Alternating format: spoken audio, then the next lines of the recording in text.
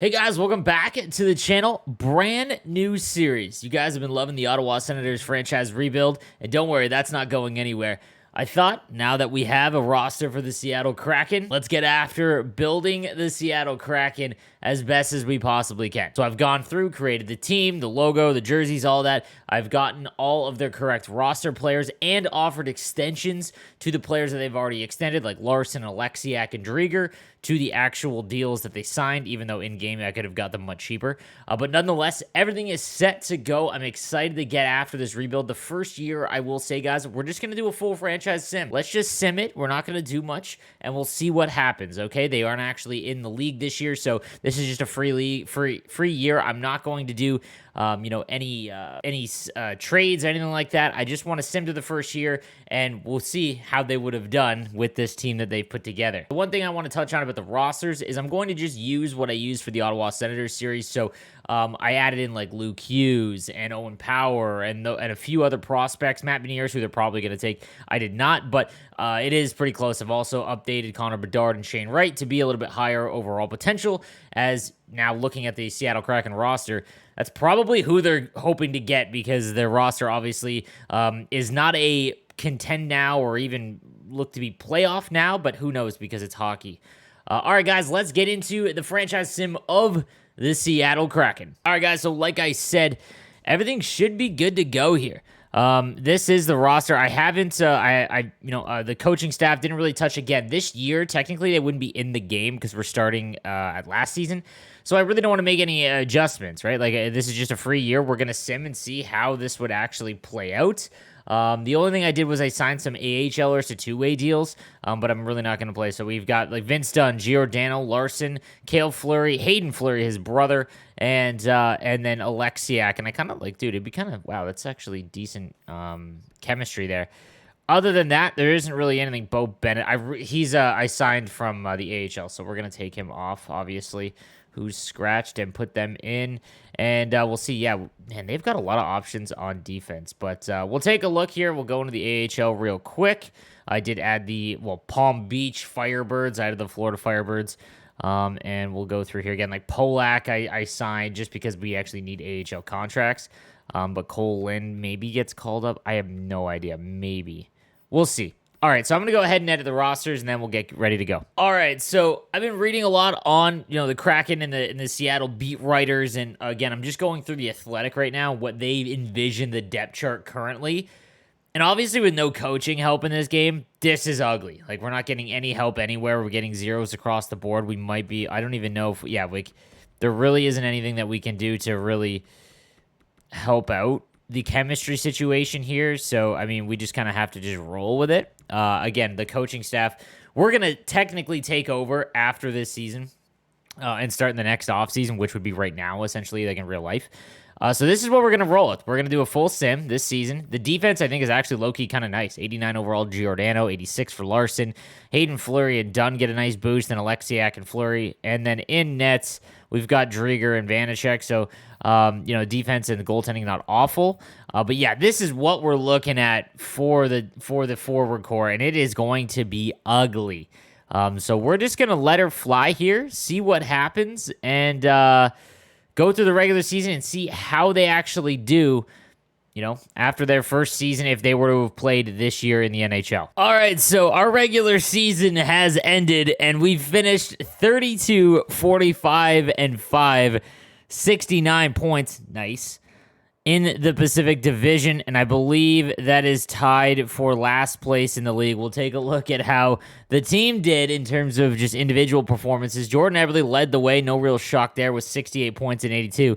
Calle Jarnkrog was our leading goal scorer with 32. Maybe that's a little bit of a surprise. That's 65 points there. Yanni Gord, who they're going to rely on heavily, 58 points in 82. Mark Giordano, 55 points in 82. McCann, another 50. So the depth wasn't terrible. At least we had a couple guys over 50 points. Donskoy and Appleton around 40. Let's take a look in nets, because things could not have gone very well. 904 save percentage for Drieger, and the team in front of him was absolutely god-awful, so I'm not really surprised here.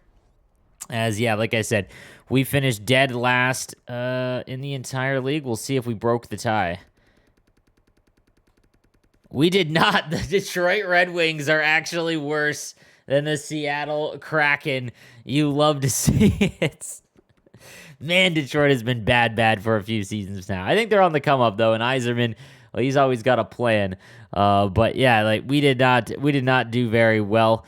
215 goals for. That's still not dead last. Like that's actually, not that bad. Well, I mean, bottom 10, but still, when you consider how bad the team is. Goals against, we were dead last, so we gave up the most goals, which is stunning because our defense was actually half decent. But yeah, that is the franchise sim first year for the Seattle Kraken. And now things get a little bit interesting because now we can actually make some decisions as to what we're going to do in this franchise series specifically. But I want to make this first episode a full franchise sim for this season that just happened. We'll see what happens now as, the team Ron Francis definitely had a plan in place, and the plan was we're not going to take on any bad caps. We're not going to take any bad cap hits. We're not going to, saddle ourselves with Carey Price or Vladimir Tarasenko, only that was 2-year deal, but still not like Johansson or Duchesne, for example.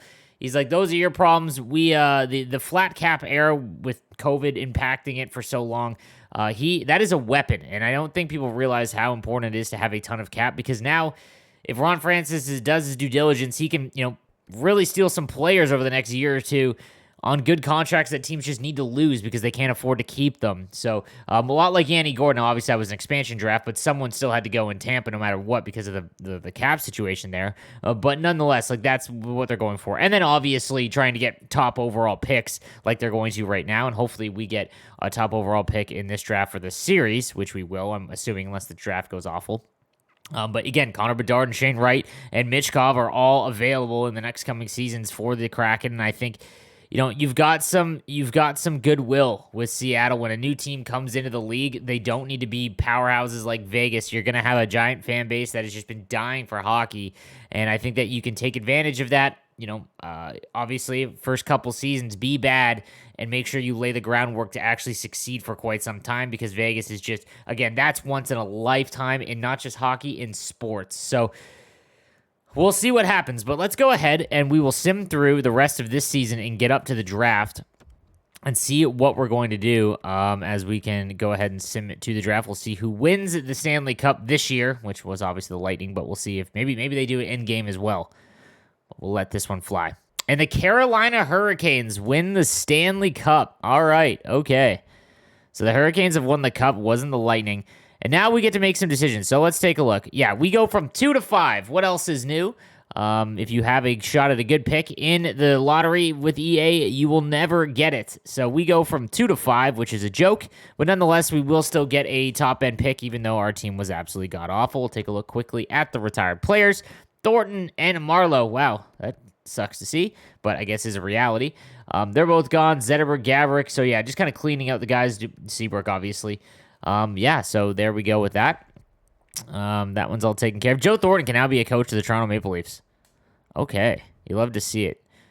We also have to clean out the coaching staff for this series. So again, this first episode, guys, I just wanted to do a sim to see how they would actually do this year.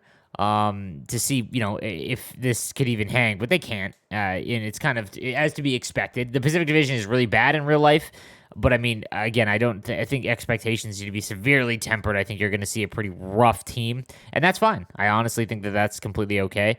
And so guys, we'll get into the draft here real quick.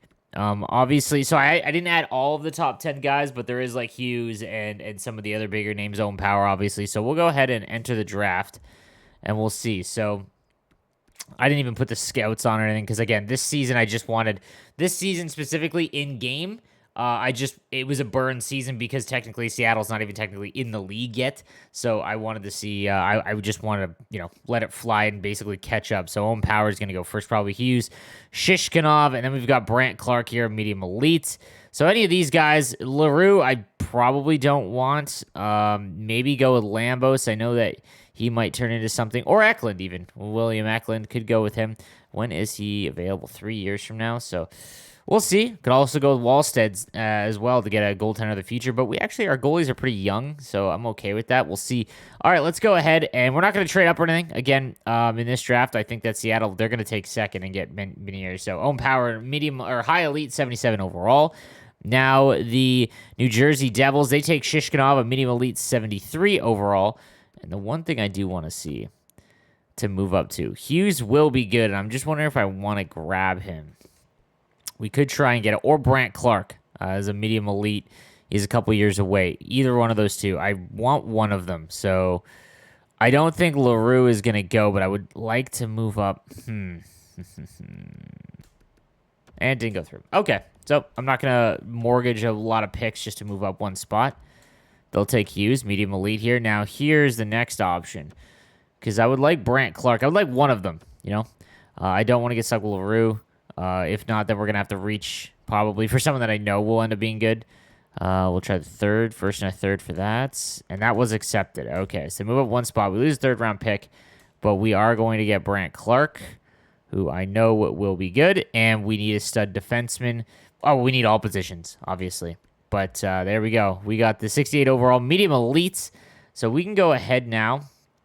Actually, we'll sim some picks here. LaRue's a 68 overall, or sorry, 64 overall. Edvinson, medium elite.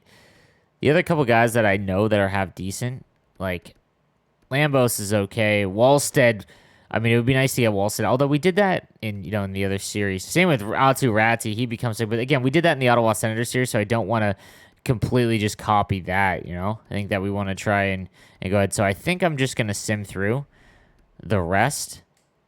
And kind of give these Seattle Kraken their own identity, right? Their own identity. So we'll sim to our second rounder, and we'll make this pick, and we'll see a top 9.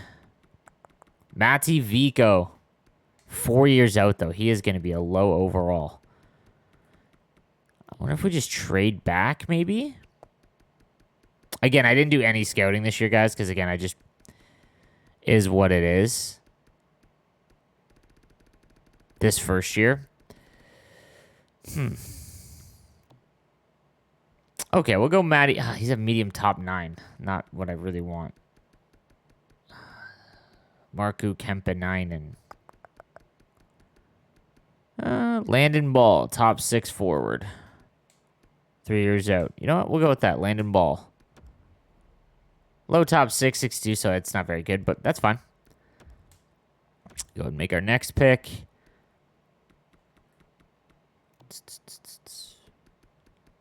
Yeah, I'm not seeing anyone that I really, really like. Blomstrand. We could go Sebastian Casa.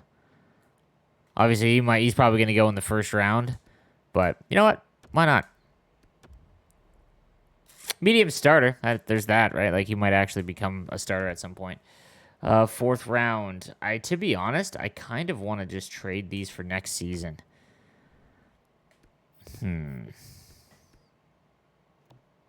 Let's see if we can get anything for next year. 2022 third for the Ducks. They should be bad. Calgary doesn't sim well either. Okay.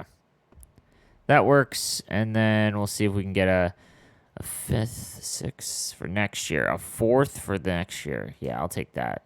Okay, perfect. So next year we've gotten some picks, and we got some big guys going into. We got Brant Clark, which I'm happy with. Ball and Casa will join the team. And then this season coming up is where we're going to go full in here. So we can go to the re-sign phase. I really don't think that there's going to be anyone that we need to re-sign. I'll take a look here, though. Oh, done. So we do have to offer Dunn a contract. In real life, I don't believe he's got a contract offered. But I obviously do want him. Does he want an extension? He does. So the other guys, I gave them what they're actually getting paid, like Larson and Alexiak. But Dunn doesn't have one yet in real life, so we can kind of fudge these. So 4.675 is what he should take. We'll take 4.7, see, and see if he accepts that. Who knows, right? Cholosky also needs one, and we're obviously going to keep these guys because, well, that is what they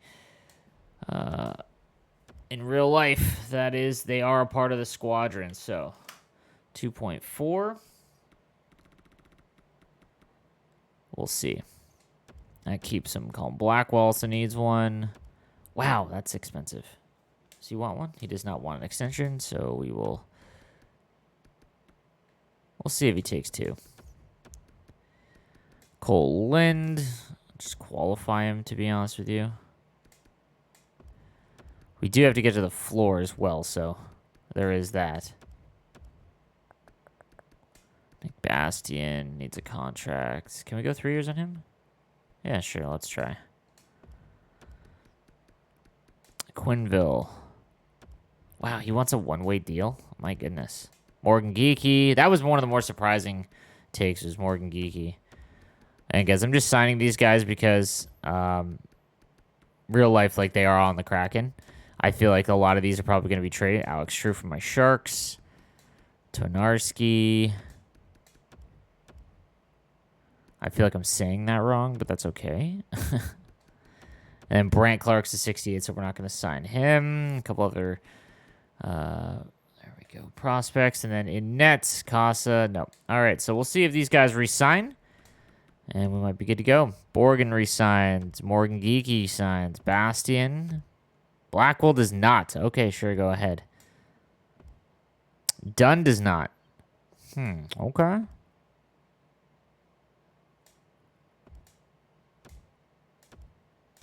All right, a couple guys said no. We'll get that done. So we do have to offer Dunn something then. See if he'll take 5. That's still quite a bit, but whatever. Blackwell, whatever. I'm not going to worry about him. Wasn't really going to be a big part of the team anyways. Yeah, there's Beirut there. Yeah, I'm fine with these guys. Okay, and then we're going to have to hire our staff as well. So the one thing that we do have, okay, is cap space. Obviously, 17 mil of it right now. And again, now we are full-fledged in, we can actually start making signings and everything like that. And I'm all for it, trying to go after who we can go after. The one thing that sucks, it looks like Dougie Hamilton's not going to be in free agency. I was kind of hoping that he would hit there again. But it looks like he's going to re-sign with Carolina, who just won the Cup, so that makes sense. I might go after Landeskog here. Not Hyman, I don't think. Just because he's already, he's already 29, even though Landeskog's only 28, but he's not going to, I know what he is at least. Yeah, we'll see, guys. All right, so there's a lot of stuff that we can do. Obviously, we've got to do a lot with this team, but now we can start getting after the coaching staff, the scouting staff, and really get after it. Again, this next year, technically this will be our first one because, again, this year I'm not really counting just because, well, it was kind of just a test and see how the Kraken will do in this last year. Now I'm going to start doing scouting. We're going to start trading away some of the contracts we don't like, see if we can get assets for the future, and build through the draft, and then make some, maybe some shrewd free agent signings, maybe a big splash here. I wouldn't mind trying to, I know they didn't get Landeskog, but maybe a little bit more money. We might be able to get him.